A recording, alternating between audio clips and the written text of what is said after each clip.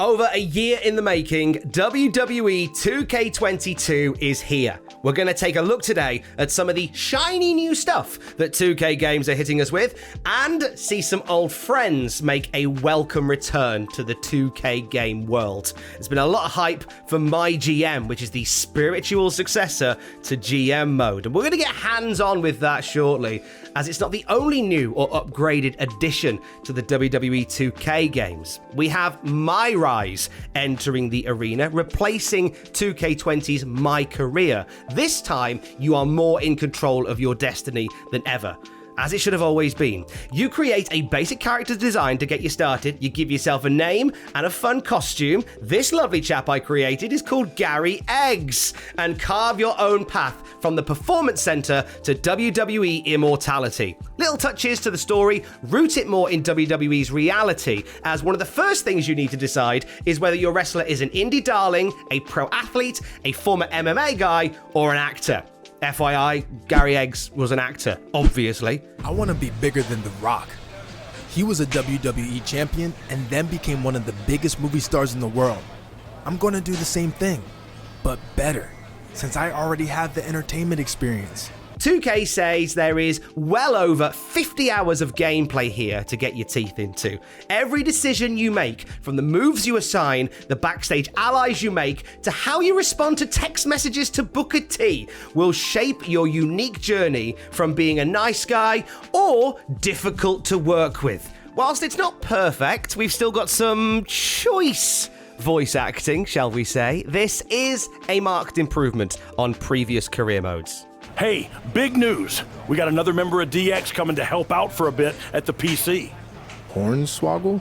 Now, a brand new addition to the game is MyFaction. It's all about building your own stable of WWE greatness through the medium of digital trading cards. If you're big into FIFA Ultimate Team, this is going to be right in your wheelhouse. Once you pick a starter pack and choose your faves for your male and female faction, you compete against other factions in 2K22 matches. When you win or when you buy packs, not only do you get new guys for your teams, but you get special skills that you can attach to your wrestlers for their matches. Things that give you an extra advantage over your opponent. There's also customization tokens and a whole lot of other stuff in there as well. There's daily and weekly rewards for logging in and playing it more often, such as new abilities and in-game points which you can use to get more cards. This is an online single-player experience, which basically means you can't put your faction against your mate's one, which is a shame. Hopefully something for down the line. It does add a very unique gameplay style to 2K22 outside of,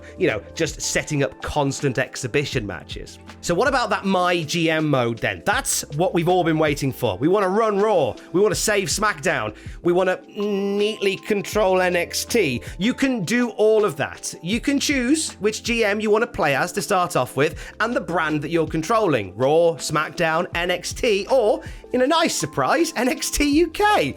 And beef up your roster with the budget that you have. Once you've done that, you choose the matches and the promos for each show. You have to pay a little extra to get to choose the winner, which I thought was a little bit unusual, but there it is. From there, you get proper hands-on with the admin side of putting on a wrestling show. Once you've got the matches sorted, you sort out which venue you're using. Do you want an advertising budget? Do you want pyro or not, you cheapskate? That sort of thing. The purpose of MyGM is to beat the rival show after a set amount of weeks, and there's multiple ways that you can do that. Even splashing the cash and having a WWE legend turn up for a set number of weeks. I mean, why wouldn't you have The Rock turning up in NXT UK for a month? I mean, you wouldn't be able to afford Pyro for a bit or any other wrestlers, but The Rock in NXT UK. Now, it seems to lack a bit of robustness when it comes to what you can actually book. You can have singles or tag matches, or the odd promo. And it also doesn't give you as much creative freedom as maybe prior GM modes did. You're not really left to get on with the booking. You're given goals and targets to hit for each of the shows in order to keep Triple H sweet, which adds a very different style of gameplay to the GM mode. It is, regardless of that, nice to have something like this back in a WWE video game. It's been a big miss for many years. WWE Showcase is back as well, and it focuses around the career of cover star Rey Mysterio. Personally, this is the best version of this mode so far. It feels like you're playing through a Rey Mysterio documentary. You'll reenact major moments from Rey Mysterio's career, and as you do, and as certain moves are pulled off in the matches that you're playing, the game will transition to real life footage from that match, and then back again where you pick up the pace. It's really, really beautifully put together. And as I say, this is my favorite version of the showcase mode or modes of this ilk in the entire run of 2K games. Here is your winner, and the new WCW Cruiserweight Champion, Rey Mysterio Jr. Also, WWE Universe makes a return too. This time, not only do you have the classic mode, which is the sandbox style, book the shows, Raw, SmackDown, NXT, week by week by week by week, the one that kind of replaced GM mode a little while back. There's also a superstar mode where you choose a single wrestler to take through WWE programming, falling in and out of rivalries, taking championship opportunities.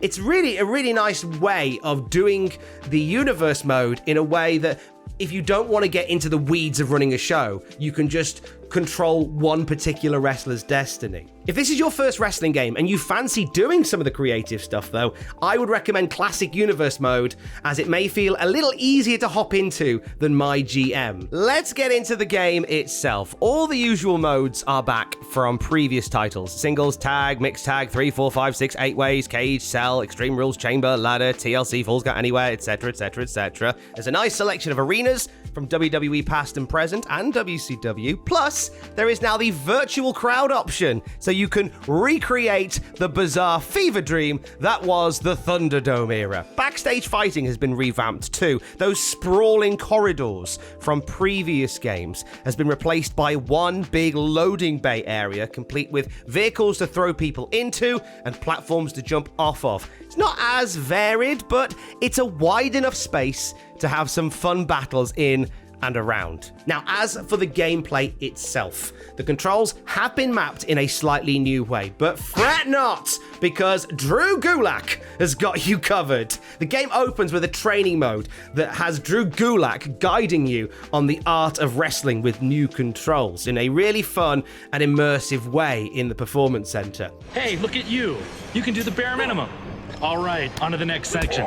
I played a lot of 2K games, and the controls, whilst they are a little bit new, don't feel too alien, so rest assured, if you play 2K19 or 2K20, you'll settle into a groove pretty quickly. Now, if this is your first WWE 2K experience in a while, you'll notice when you play that the mini-games are gone. If you're getting pinned, you haven't got to do that weird timing exercise anymore. You simply have to just mash X until you're free. If you're stuck in a submission, you no longer have to spin the analog pad like it's that weird cat and mouse type scenario. You just mash the corresponding button until you escape. It sounds really daft, but that's a really nice touch, especially for new players who will just button mash anyway. However, if you did prefer it the other way, you can jump into the options menu and change it back. Also, combos have a stronger presence in this game as well. Pressing certain buttons in a certain order to activate a slightly bigger move. It feels very arcadey, and again, it's designed for people who may not play these games very often and simply want to hit the buttons and see what happens.